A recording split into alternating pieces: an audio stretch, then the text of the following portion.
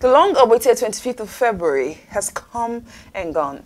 And results of the 2023 general election is coming in gradually. They are coming in, they are being correlated at the ICC here in Abuja. But the reactions of Nigerians are mixed. Some are expressing the sign of pain. Some are angry. The rage is high. But how have you been since Saturday, 25th of February? Welcome to Gist Tweet 7. My name is Olachi, and with me to host on today's show is... My name is Patience Okai. That's all. I don't want to go any further. How are you, Ola? Like every Nigeria, we're trying to be fine. The way you took a deep breath. You know, at some point when you're doing the introduction, I felt like this is a political news that we're trying to cast. I should try that someday. Anyways, I'm fine. Even though you didn't ask me, we are all trying to survive. Nigerians are trying to, you know, get acclimatized with the whole thing, the whole system, and how the casting of votes went. But before then, I really want to thank all the Nigerians that came out to cast their votes on Saturday. Seriously, I was excited. For the first time, I became so proud of Nigeria, the way people came out in their numbers to cast their votes. And I saw a new Nigeria, people who are clamoring for political transformation, people who want to eradicate political decadence in the system. So I was really excited about that. And that being said, with all the things that it's happening, like you rightly mentioned, starting from the election, the INEC umpires coming late at the polling units, that was, the beavers issues, I don't even know the one to count and leave, the toggery, the violence, mention them. It was that bad, but yet Nigerians still kept the truth. To even think that a lot of people came back to Nigeria to cast this vote. I saw a lot Some of people went to their states to cast their vote. And you know, do you even know that there are some people that actually went to the polling unit as early as 6 a.m. and also supported the INEC umpires to coordinate this particular order. It was that bad, and yet at the end of the day, what did we see? I can actually say Nigerians farabale. Like I know it's not. We are still trying to understand the whole thing, but truthfully, actually, it is very painful. It is very unacceptable as well. Very unacceptable, because before the elections, there was a lot of promise on the beaver, the right time to upload, that the electronic transmission. It was going to be all perfect, and what we were seeing was less than perfect. Very bad. And for the fact that the talks were used to impose, and you know the worst part of not just the talks, the fact that you could see a military man standing in front of where ballot boxes are snatched and they couldn't do anything. I cannot explain how even telling Nigerians to calm down is a whole lot of demand for them right now. Exactly. If we decide to start counting what really happened that day, honestly, we will all get teary, because you realize that at some point it started raining heavily. People were still there. You know, Nigerians really surprised me. I saw united Nigeria. I realized that Nigerians are not even the problem. It is the politicians that are the main issues here. Serious. And that is what I realized, because everybody were willing to support. You saw the woman that had, like, she was bruised. She went back after the first aid treatment. She came back to cast her vote. And I really must recommend her. Her name Jennifer something. And a lot of people started calling her the face of the presidential election 2023. It was a whole lot for us. And Nigerians had to take a lot. But I really, like I said earlier, I really appreciate Nigerians, because this is a statement. This is a movement. And even though at this point, a lot of Nigerians are feeling that we have, of course, INEC have failed us again. They actually promised us a free and fair election. But now, with all the thing, even the Electoral Act 2022, it's it was like it became invalid. Nothing to really write home about. But anyways, if I'm saying these things, I start feeling so emotional. I really don't want to get emotional. That's not good. I don't have a tissue for you, so let's not go. Serious, it's taking me a lot to even smile, but we, on the funny side, we had a lot of reactions on Twitter, and I had a reaction about Gen Zs and being. I don't think I think I saw it somewhere. Let me quickly open it. I saw it. Oh, okay. The Gen Z, yeah. The Gen Z first-time voters testing Nigerian politics for the first time. They'll be like, "Oh my God, where's my money?" Like, really, this is how hard it has been. No, I love, I love the fact that the Generation Z actively got involved. It shows that these people have pushed Nigerians to the wall. Yeah, we are tired. We are tired. We are exhausted. And I said it the other time that we've been humiliated. We've been taken for granted. And a lot has happened to Nigerians that this is the time that they have decided if this is a democratic country, then our interests should be respected. Yeah. But at the end of the day, what happens? So I love the fact that Generation Z is out. I even heard there's another thing they said about Generation Z, that right now they've started watching news. What do you expect them to watch if not news? At least to know what is happening. They have on the TV and say, "Oh, you cannot try." Do you know we were embarrassed? Like, what do we know? It's only social media. And now we came out. We are here to show you that we're not just social media. We're learned people. Yes, we watch the news. We can calculate election materials. Exactly. They were really out. They were really out. Honestly, I love it, and they made use of brain work. You saw the case where the INEC materials they had for the casting of votes, like their battery went down and all of that. Some people went to go and bring their generator. Everybody was just being actively. I saw the activism in Nigerians. It was amazing. It was. That one alone really made me. I love Nigeria. I love Nigerians. In as much as all these things we are going through, it still shows that we are doing the right thing, and definitely we would definitely laugh last. We will. We're even talking about this one. I saw a tweet too. This tweet said, it said, how can you even support anything that is this blatantly corrupt? Didn't you see the chaos yesterday? This was the thugs, the disenfranchisement, regardless of who you support. Shouldn't all of us be fighting for justice and a fair election? What is your priority? Can't you read the room? You know the infantry that you have to use a talk to suppress people. The boldness.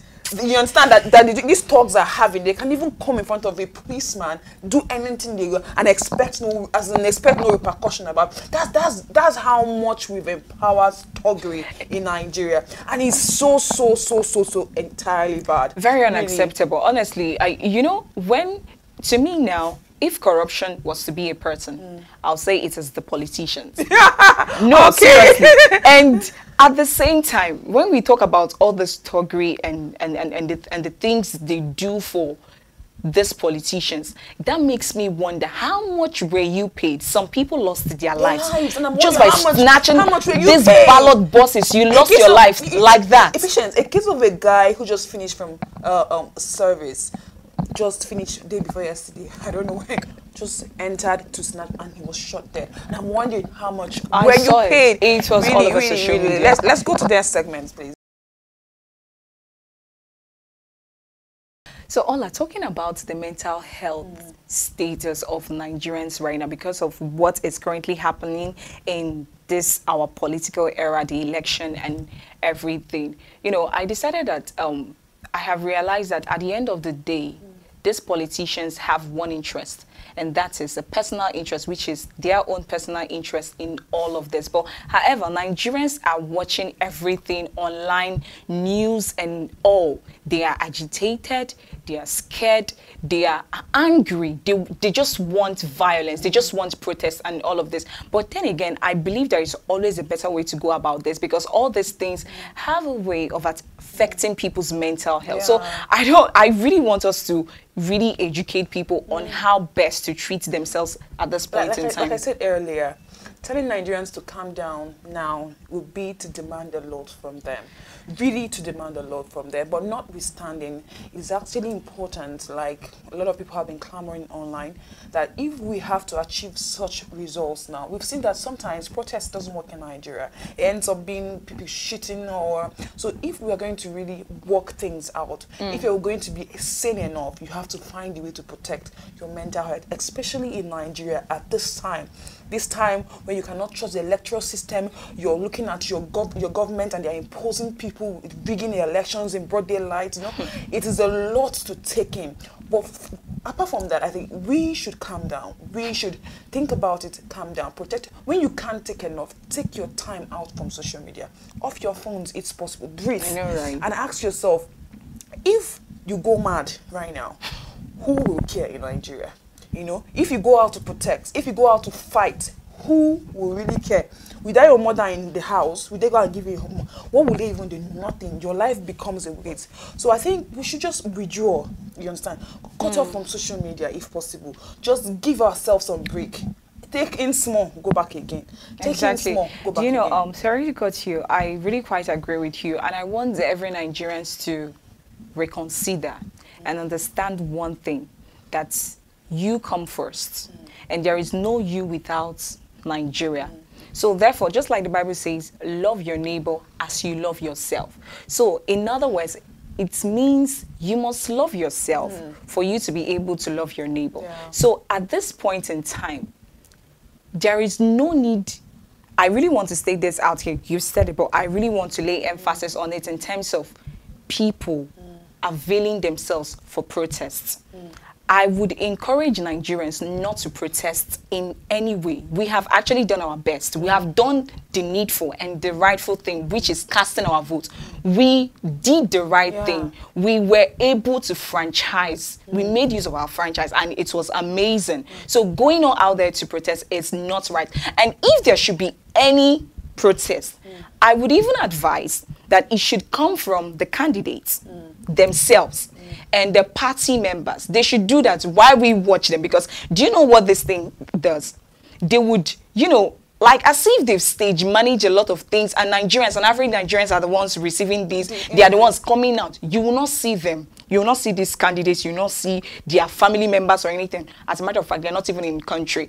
It is now the average Nigerians that will lose their lives, lose their souls, lose everything, lose their money, lose loved ones, simply because you are fighting for your rights. So as it stands now, our electoral system, our politics is not even something to write home about. So I would encourage people not to protest. No violence whatsoever. Even if they pay you, I don't understand why you should collect money to put your life in danger, to risk it. People that died at least we saw what happened during the protests 2020 and SARS. Where did it get us? We are not even undermining the fact that protest, expressing your view or expressing your view through protest in a normal economy, in the right frame of economy. Not in Nigeria. It doesn't work in Nigeria. Protest should work. Protest should be heard. But the problem is, it is not suitable in Nigeria, because what they will do is that they send police back to you and start shooting out. Beautiful. Yeah. So another form of the fact where we can also protect our mental health is avoid arguments. There are people who have sold themselves to the devil, and the more you argue, the more you might get agitated and will start fighting. As much as possible, reduce the form of argument, and let's believe that the leaders who have been denied of their right to lead Nigerians, those political candidates who have been denied of the right to lead Nigerians, will go and settle it and do it in the legal way. So I will encourage all Nigerians to be at peace, to settle down, exactly, and to watch God and them do their thing. And another thing I want to even add on that note is that I also want to encourage Nigerians to, you know, do self-development.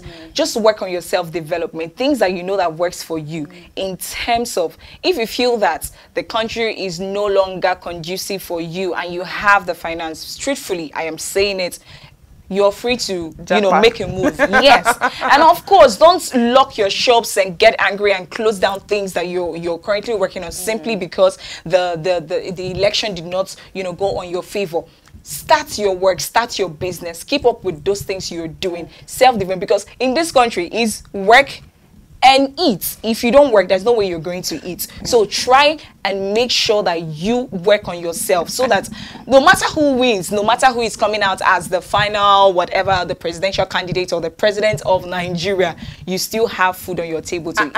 And to, for us, before we end the show, for the talks that are being used for this, and I heard recently on the news that some markets in Lagos are being burnt down. That person that is being used for this kind of thing, when you are caught or when you are shot dead or when something happens to you, I promise you, those people that came for you or paid you or gave you that small 50K, even if it's up to go and do those things, will not come to your rescue. So it's better everybody calms down and do the needful at this time. And please laugh well. You know why? Because the memes has been helping a lot of it. Do you know sometimes when I feel all this heated arguments and all of it, I just go online and I watch and laugh. Not so watch out for online memes. now. it's all that. Okay, and that's the much we have for you on today's edition of Gist with 7. See you next week for another educative edition of the program. And don't forget to follow us on all our social media handles displayed on your screen. And of course, my name is Patience Okai. My name is Olachi. I didn't forget that. All right, bye. Bye.